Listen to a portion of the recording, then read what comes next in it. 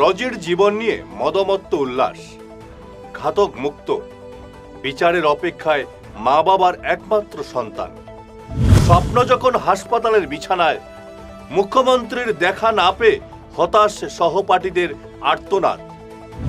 পঙ্গু হওয়ার আশঙ্কায় এমবিএ ছাত্রী, অপরাধী কেন বাইরে, আইনের শাসন নিয়ে উত্তাল শিলচর। একমাত্র মেয়ের জীবন বাঁচাতে বন্ধুদের হাহাকার, আরজিকে পৌঁছাবে মুখ্যমন্ত্রীর কানে। রোজির লড়াই বনাম প্রশাসনের উদাসীনতা, ক্ষমতার আড়ালে কি ধামাচাপা পড়ছে অপরাধ। নমস্কার, আপনারা দেখছেন ঈশান বাংলা পয়েন্ট ব্ল্যাঙ্ক। শিলচরের অম্বিকাপট্টির সেই অভিশপ্ত সন্ধ্যা কি কোনোদিন ভুলতে পারবে শহরবাসী? দিন শেষে যখন মানুষ ঘরে ফিরে শান্তির খোঁজে, ঠিক তখনই এক মদমত্ত ঘাতকের বেপরোয়া গতি পিষিয়ে দিয়ে গেল আসাম বিশ্ববিদ্যালয়ের মেধাবী ছাত্রী রোজি দেবকে। টিউশন সেরে স্বপ্ন চোখে নিয়ে ফিরছিলেন তিনি, কিন্তু সেই স্বপ্ন আজ হাসপাতালের সাদা চাদরের নিচে নিতর হয়ে পড়ে আছে। চিকিৎসকরা বলছেন যদি উন্নত চিকিৎসা না হয় তবে এই মেধাবী মেয়েটি আর কোনোদিন নিজের পায়ে উঠে দাঁড়াতে পারবেন না। রোজি তার মা বাবার একমাত্র সন্তান, একমাত্র প্রদীপ, যাকে ঘিরে বেঁচে থাকার রসদ খুঁজতেন এক দম্পতি।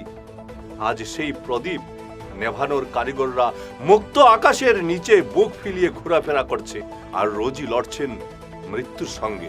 সবচেয়ে বড় ট্র্যাজেডি হলো নিজের সহপাঠীর প্রাণ বাঁচাতে যখন একদল পড়ুয়া রাজ্যের অভিভাবক মুখ্যমন্ত্রীর দরবারে ছুটে গিয়েছিলেন, তখন তাদের কপালে জুটেছে কেবল অবজ্ঞা আর শূন্য হাতে ফেরা। তারা কোনো আন্দোলন করতে যাননি কোনো রাজনৈতিক স্বার্থ নিয়ে। তারা গিয়েছিলেন শুধু একটি প্রাণ ভিক্ষা করতে। আমাদের সিএম এর সাথে, আমাদের অনারেবল সিএম এর সাথে একটু হলেও যদি আমরা একটু কথা বলতে পারতাম, ঠিক আছে? তাই বলে আমরা এই সিচুয়েশনটা আজকে আমাদের জন্য এতই খারাপ, আমরা চাইছিলাম, আমরা সব কিছু করার জন্য রাজি আছি, হাত পা মারছি সবাই। আমরা আজকে এখানটায় আমরা 2 ঘন্টার উপর দাঁড়িয়েছি। একটু স্যারের আমাদের কথাটা যদি একটু পৌঁছাতে পারতাম। কিন্তু মুখ্যমন্ত্রীর দেখা না পেয়ে আজ সেই পড়ুয়ারা ক্ষুব্ধ নন, বরং চরম হতাশ। তাদের চোখের জল আজ প্রশ্ন তুলেছে, সাধারণ মানুষের কণ্ঠস্বর কি তবে ক্ষমতার উঁচু দেওয়াল টপকাতে পারে না? মুখ্যমন্ত্রীর কাছে তাদের আর্জিটুকু পৌঁছে দেওয়ার সুযোগ না পেয়ে আজ তারা দিশেহারা। কার কাছে গেলে এই একমাত্র মেয়েটির চিকিৎসার খরচ মিলবে? কার কাছে গেলে মিলবে সান্ত্বনা? ওর যে ফিজিক্যাল কন্ডিশন, ওকে ডক্টর অলরেডি বলে দিয়েছে যে ওর দাঁড়ানোর আর চান্সেস অনেকই কম। তো ওর মেজর থেকে মেজর সার্জারিজ লাগবে, যার জন্য ডক্টর এস্টিমেশন অলরেডি দিয়েছে 60 to 70 lakhs। এটা কম অ্যামাউন্ট না, এটা পেতে গেলে অনেক কিছু করতে হবে। সিএম স্যারের আমাদের হেল্প চাই। স্যার যেন আমাদের হেল্প করুন, যে আমরা মিলে আমাদের মধ্যে যে আমাদের ফ্রেন্ড ওকে যেন আমরা খাড়া করতে পারি, ও যেন দাঁড়াতে পারে আবার। কিন্তু খবরের ভেতরের খবর আরো ভয়ঙ্কর এবং যন্ত্রণাদায়ক। যে চালক মদ্যপ অবস্থায় গাড়ি চালিয়ে রোজির জীবনকে পঙ্গু করে দিল, যে গাড়ি থেকে উদ্ধার হলো মদের বোতল, সেই অভিযুক্ত দিব্যজ্যোতি চক্রবর্তী নাকি ইতিমধ্যেই জেল থেকে ছাড়া পেয়ে গিয়েছেন। কি অদ্ভুত আমাদের আইন, আর কি বিচিত্র তার গতি।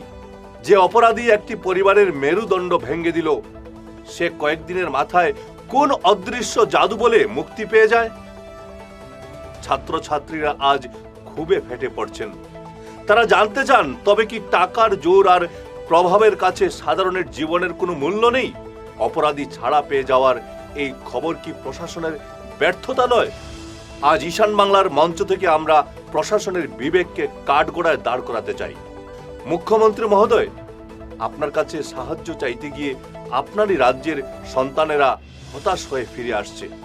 এটি কি আপনার সরকারের কোনো গৌরবের কথা? একটি পরিবারের একমাত্র আশা ভরসা আজ হাসপাতালের বিছানায় পঙ্গু হওয়ার আশঙ্কায় দিন গুনছে, অথচ ঘাতক ঘুরে বেড়াচ্ছে প্রকাশ্য রাজপথে। আমরা দাবি নয়, আমরা আর্তনাদ করছি।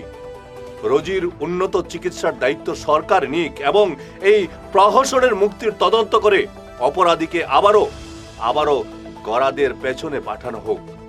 মনে রাখবেন, আজ যদি রোজি বিচার না পায় তবে আগামী কোনো বাবা মা তাদের সন্তানকে পড়াশোনা করতে শহরে পাঠাতে সাহস পাবেন না। নমস্কার।